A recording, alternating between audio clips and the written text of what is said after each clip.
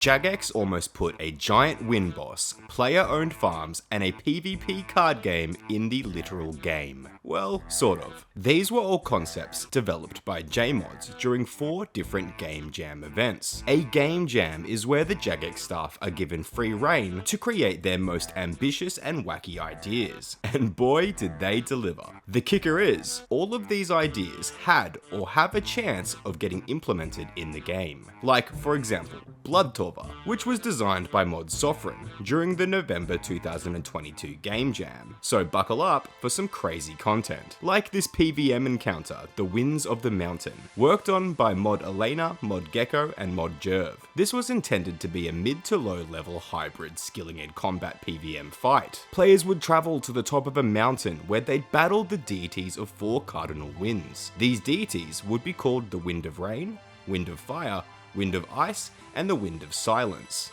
Navigating the harsh weather conditions, players would work together to utilize the in-arena resources to damage the deities, or they could just hit them with melee, while attempting to tank the damage. The rewards would have been farming and combat themed, with the potential of obtaining the Gloves of Fertility, which would give a player the chance of getting a seed back when planting, the Totem of the Winds, which would give you the chance of spreading extra seeds around your farming patch, the Two-Handed Fan Blades, a mid-level melee weapon with a Wind Blast special attack, and the Tome of Air, similar to the Tomes of Fire and Water. A pretty cool idea if you ask me, and much less controversial than the Mastery Capes, which would have been Old School RuneScape's version of the Completionist Cape, worked on by mod Rye, mod Bruno, mod Curse, and mod Husky. These capes would have had the same stats and features as the Max Cape that we have in game today, making them just a cosmetic upgrade, along with a range of other equipments that I'll get into in a second. This cape would be introduced with a new point system, similar to combat achievements, that would give the player mastery points by completing various tasks, which would range from combat to skilling and even clue scrolls. The total requirements to obtain a mastery cape would have been max total level, all quests completed, all achievement diaries completed, all music tracks unlocked, elite tier combat achievements completed, along with 50% of max mastery points. To obtain a trimmed version, players would need all of the above, along with 85% max mastery points. And as with the regular max cape, there would have been a range of variants. I'm not gonna lie, these look pretty amazing, but I can't imagine we'd be getting them anytime soon. Unlike this next concept that might be released with the new sailing skill, that being Crab Isle and the Lost Chasm. Mod Necro designed a range of potential islands and dungeons for the upcoming sailing skill as part of the October 2023 Game Jam. Crab Isle would have been an island populated by, you guessed it, crabs, and would have had a giant crab boss that could be killed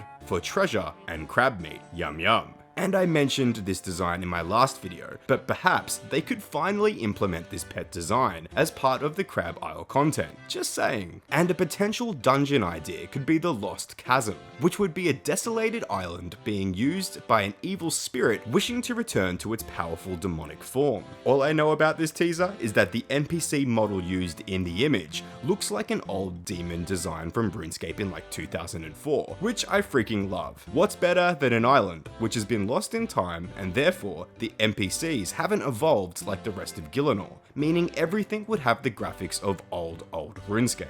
And another great idea that never made it into the game, at least yet, is player-owned farms. This expansion to the farming skill was designed by mod Argo, mod Malia, and mod Tide. The player-owned farm would allow the players to take care and raise animals, similar to player-owned farms in RS3, and also maybe sounds a little bit like what taming could have been. Fully grown animals could be sold for new currency called beans, which could then be used to purchase rewards, such as ponds, which would give the player a way to amass large amounts of raw fish without needing to buy bait or manually fish. However, it wouldn't give fishing XP, and beehives, which would have produced honey that would have had varying uses, such as being used in potions and teas. Well, we don't have beehives yet, but at least we have one that we can have in our player-owned house, hey? Now, a really interesting concept worked on by mod Sani was the OSRS trading card game, which was intended to be a fast-paced PvP minigame. Players would have used equipment and item cards to power up their character. Cards would have been obtained by winning games, trading them with other players, buying them from the NPC named TZG, or by participating in other activities around the world. How very vague. I think this is such a unique idea. I'm not sure how an in-game trading card would fit in Old School RuneScape, but I can't deny the concept sounds extremely cool, especially if we could use in-game items to strengthen the cards. I'm always keen for another gold sink. But this wasn't the only card game idea that the Jagex team came up with. In fact, they came up with something called Gnome Ball Manager, designed by Mod Diazong and Mod Dylan. This would have been a fantasy-based management card game revolving around, you guessed it, Gnome Ball. Players would find and earn cards by participating in various activities around the game. These cards would have provided things like new athletes, upgrade items, and special plays. They would have been used to build a team that could then be pitched against other players or AI opponents in tournaments, leagues, and friendly matches. Personally, anything involving Gnome Ball is a massive win in my eyes. Now, have you ever wanted a tower defense game in RuneScape? Well, Mod Arcane, Mod Husky, and Mod Mac had you covered. They were working on a tower defense minigame that would have been based off skills in the combat system, and would synergize with existing mechanics of your character's progression.